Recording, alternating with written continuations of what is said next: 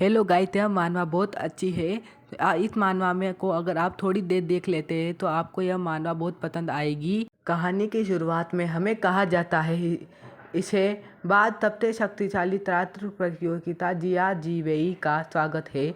Guys, यह जिया जीवेई हमारा main character है। फिर हमें स्टेडियम के बीच हमारे एमसी को दिखाया जाता है जो बोलता है, मेरे पास एक ऑटोमेटिक नेविगेशन क्षमता वाला फ्लाइंग सूट है जो अभी मेरे दोस्त ने बनाया है। यह कितना सुंदर है। एक लड़की माइक को हीरो को देते हुए कहती है, आप एक भाषण दो, विश्व चैंपियनशिप जीतने से आपकी क्या भावना है बताओ। फिर हमारा हीरो कहता है, मेरा विचार है यह तब बोरिंग है, लोग यह सुनकर चौंक जाते हैं। एमसी बोलता है, यह चीज़ बहुत आसान है। इस प्रतियोगिता को जितना आप लोग इस प्रतियोगिता के लिए जुनूनी है वह बोरिंग है। और मैं कहता हूँ कि मैं कभी प्रतियोगिता में भाग नहीं लूँगा क्योंकि इन प्रतियोगिता में मज़ा नहीं आता। वह लड़की एमसी से कहती है, क्या आप मजाक कर रहे हो? हीरो कहता है, मैं मजाक नहीं कर रहा। एमसी कहता है, जो सुंदर, बुद्धिमान और टैलेंटेड लोकप्रिय है मेरे जैसा। पर एक ऊंचे छात्र के रूप में मैंने कई वर्षों तक संवेदनशील प्राणियों को नज़रअंदाज किया है, अनदेखा किया है और मुझे ज़िंदगी में मज़ा नहीं आता। एमसी बेइज्जती करता हुआ कहता है कि मेरे जैसे टैलेंटेड इंसान तुम्हें भाषण दे रहा है, कितना अच्छा है। फिर हमारा हुआ एमसी कहता है, मुझे उम्मीद नहीं, बदलाव अभी से शुरू हो जाएगा। एमसी की यह बातें सुनकर उसे गालियाँ देने लगते हैं लोग। फिर सिस्टम एक्टिवेट होने लगता है। पैनल पर लिखा आ जाता है, जियावेई को बधाई। जो हमारा एमसी है, अब यह दुनिया इसको स्वीकार नहीं कर रही। सिस्टम चालू हो गया है, आपको दूसरे दुनिया में भेजा जा रहा है।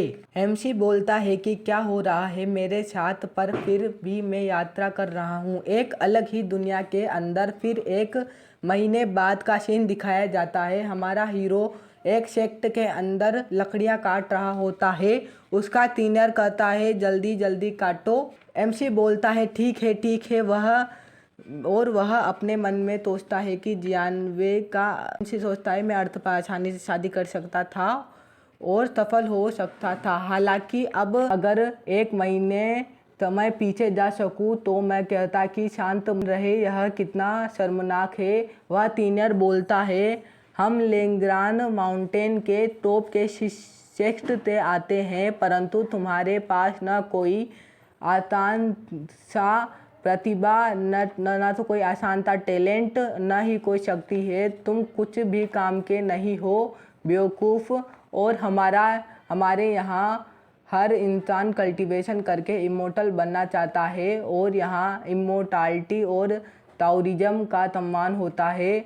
मेरे अंदर कल्टीवेशन का टैलेंट नहीं है और मैं अपने सीनियर द्वारा धमकाए जाने वाला जीवन जी रहा हूँ, लेकिन तुम मेरा सिस्टम हो। सिस्टम रोते हुए एमसी से कहता है कि तुम मेरी तरफ मत देखो, तुमने क्या कभी किसी सिस्टम को लकड़ी काटते हुए नहीं देखा है क्या? एमसी मन में सोचता है, यह मेरा सिस्टम अलग है सबसे, यह मतलबी है। फिर भी हमें उस समय का सीन दिखाया जाता है जब एमसी इस दुनिया में आया था। एमसी कहता है, रुको, तो तुम सिस्टम हो जो मुझे ताकतवर बनाने में मदद करेगा। सिस्टम कहता है, मैं ऊंचे स्तर का सिस्टम हूँ, मैं टॉप लेवल का सिस्टम हूँ। मेरा आदेश मानोगे तो मैं तुम्हारे साथ कभी कोई गलत नहीं होने दूंगा। सिस्टम कहता है, यह साल में चलो, कड़ी मेहनत करो। फिर सिस्टम कहता है, मुझे जानकारी देखने दो। वह बड़े बड़े कानों के अंदर से एक किताब को निकालकर एमसी निकालता है। एमसी सोचता है कि इसके कितने बड़े बड़े कान हैं। सिस्टम अपनी आंखों पर बड़ा सा चश्मा लगाता हुआ बोलता है, नाम जिया जीवेई, जो हमारा एमसी का नाम है। अभी वह लेग्रान माउंटेन क्यूशू में एक छोटा सा डिसाइपल है और उसके पास गोल्डन स्पिरिचुअल रूट है जिससे यह इमोर्टालिटी को पा सकता है, एक आसान से टैलेंट के साथ कड़ी मेहनत करे तो। फिर हमें एमसी जिसकी बॉडी में है उसके बारे में बताया जाता है। एक साधारण भूमि पर पैदा हुआ अनाथ लड़का जिसे ऊंचे स्तर के डिसाइपलों द्वारा धमकाया जाता है, वह कमज़ोर और डरपोक है।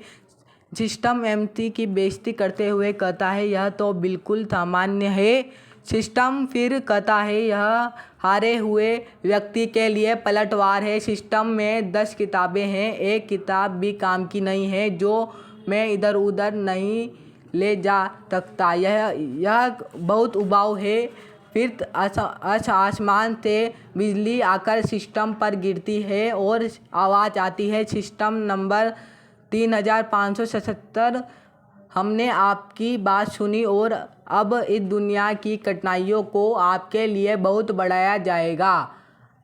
पर आपका होस्ट जिया जीवेई किसी भी हीरो बनने में सक्षम नहीं होगा, पर मैं आपको और एमसी को क्यूशू दुनिया में सुखी जीवन के लिए शुभकामनाएं देता हूँ। खुशी से रहो। और सिस्टम हेवन का यह आदेश देकर चौंक जाता है और रोता हुआ कहता है, क्या हुआ है? अब इनमें से किसी का भी उपयोग नहीं हो सकता। अब सिस्टम कैसे अपग्रेड होगा, क्योंकि पैनल पर बेकार मिशन दे रखे हैं, जिन्हें देखकर एमसी कहता है, यह क्या है? सिस्टम कहता है, मुझे देखने दो। फिर वह बताता है, यह साधारण एमसी के लिए एक धोखा है, पर हम इसे साहस का कार्य कहते हैं। इस अधिकतर लोग इस मिशन को देखकर चट्टान से गिरकर मर जाते हैं। सिस्टम कहता है कि एमसी ट्रेजर को प्राप्त कर सकता है क्योंकि उसके पास सिस्टम है। एमसी कहता है, यह मेरी किस्मत है, मैं जानता हूँ। सिस्टम एमसी को चिल्लाते हुए कहता है, यह तुम्हारी किस्मत नहीं। तुमको क्या लगता है तुम कितने देर तक जिंदा रहोगे? फिर एमसी के सामने किताब खुलती है जिसमें लिखा था चूजन वन का परिचय। इस दुनिया में टोटल 20 चूजन वन है जिन्हें चुना गया है और हर चूजन वन की अपनी एक आदत है। हालांकि चुने हुए लोग दूसरे के विपरीत होंगे और जब वह एक दूसरे से मिलेंगे तो लड़ाई करना आरंभ कर देंगे और इस कहानी के असली मेन कैरेक्टर वही बचेगा, वह एक होगा। एमसी सिस्टम की तरफ देखता हुआ मन में सोचता है, तो क्या मुझे आवश्यकता नहीं है सिस्टम की? क्या उनसे तुलना कैसे करूं मैं? पर फिर भी सिस्टम बताता है, तुम एक सही कार्ड चुनोगे तो एक फीमेल चूजन वन का तुम्हें पता चलेगा।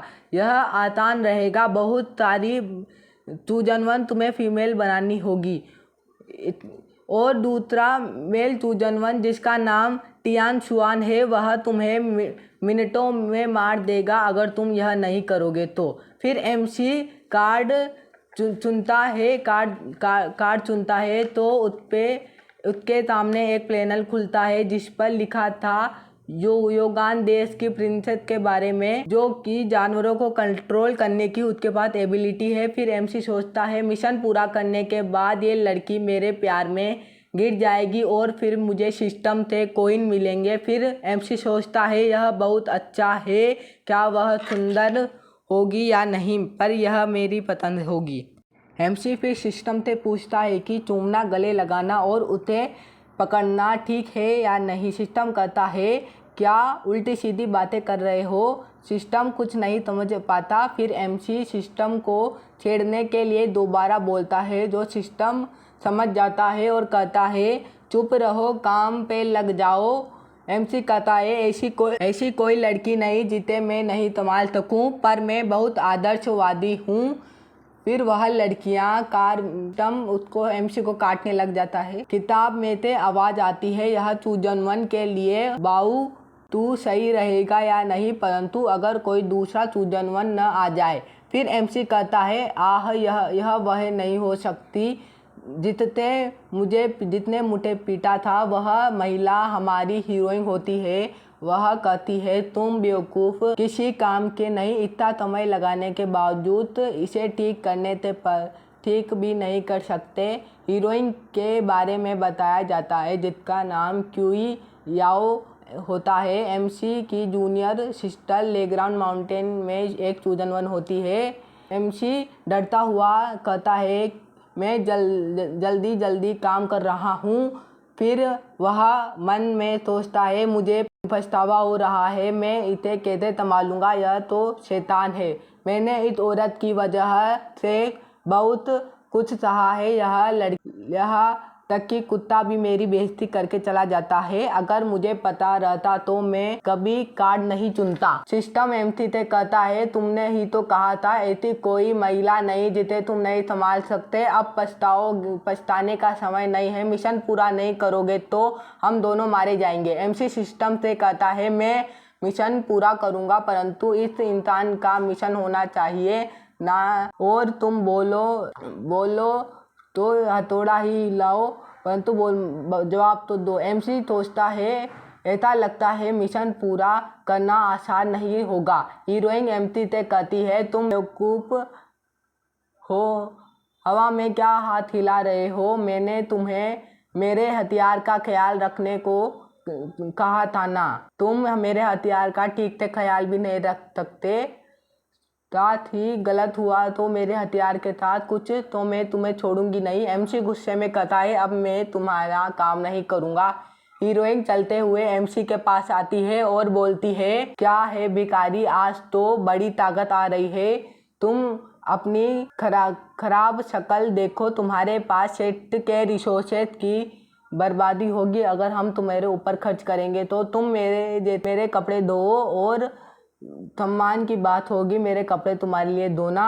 और कहती है तुम मेरे मजे के लिए जिंदा हो। एमसी कहता है मैंने सोचा था तुम एक बच्ची हो, पर अब तुम्हें एक सबक तो सिखाना ही पड़ेगा। हीरोइन कहती है मैं हिल क्यों नहीं पा रही हूँ, तुमने मेरे शरीर के साथ क्या किया है, क्या अब तुम मुझे अपना डैडी बोलोगी। और हमारे एपिसोड का यहाँ एंड हो जाता है।